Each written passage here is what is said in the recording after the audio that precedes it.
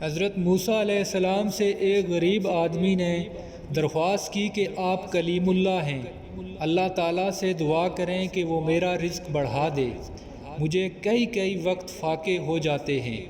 حضرت موسیٰ علیہ السلام نے بارگاہ خداوندی میں اس کی درخواست پیش کی تو بتایا گیا کہ اس آدمی کی قسمت میں قلیل روزی ہے، اس لیے ہمارے ہاں سے تھوڑا تھوڑا کر کے اسے روز دیا جاتا ہے تاکہ آخر تک ملتا رہے۔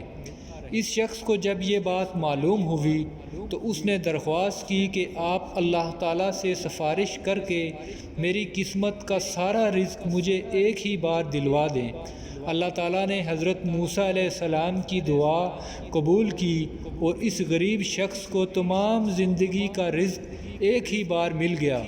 اس شخص نے فوراً لنگر خانہ کھول دیا اور اعلان کیا کہ جس شخص کے کھانے کا انتظام نہ ہو وہ ہمارے لنگر خانے سے پیٹ بھر کر کھانا کھا سکتا ہے۔ حضرت موسیٰ علیہ السلام کو اس کی اس حرکت پر تعجب ہوا۔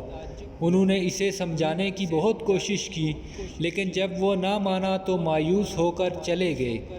ایک ہفتے بعد ان کا ادھر سے گزر ہوا تو دیکھا کہ لنگر خانہ ویسے ہی ابھی تک جاری ہے۔ دوسری مرتبہ وہ 1 ماہ بعد اور پھر تیسری مرتبہ 6 ماہ بعد ادھر سے گزرے تو آپ نے حسب معمول اسی طرح لنگر خانے سے لوگوں کو کھانا کھاتے ہوئے دیکھا۔ ان کا خیال تھا کہ اس غریب آدمی کی دریا دلی کی بدولت سارا رزق چند روز میں ختم ہو جائے گا، مگر لنگر خانہ ابھی تک مسلسل جاری تھا۔ آپ نے اللہ تعالیٰ سے عرض کیا، یا اللہ یہ کیا قصہ ہے؟ اس کا تھوڑا سا رزق ابھی تک چل رہا ہے۔ جواب آیا، بے شک اس کی قسمت میں تھوڑا سا ہی رزق تھا جو اب تک ختم ہو جانا چاہیے تھا، لیکن ہمارا قانون ہے کہ جو شخص ہماری راہ میں خرچ کرتا ہے تو ہم اس کا 10 گنا اس کو دنیا میں اور 90 گنا آخرت میں دیتے ہیں۔ یہ شخص بھی اس قانون کے دائرے سے باہر نہیں، یہ ہماری راہ میں خرچ کرتا ہے، اس کا 10 گنا ہم اسے دنیا میں ہی دے دیتے ہیں، اس میں تعجب کی کیا بات ہے؟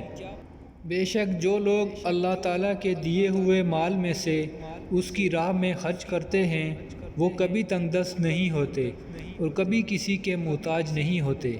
اللہ پاک ہمیں بھی اپنے دیے ہوئے مال میں سے اپنے راستے میں خرچ کرنے کی توفیق عطا فرمائے، آمین۔ اگر ویڈیو اچھی لگی ہو تو لائک اور شیئر ضرور کر دیں۔ تو ملتے ہیں نیکسٹ ویڈیو میں، تب تک کے لیے اللہ حافظ۔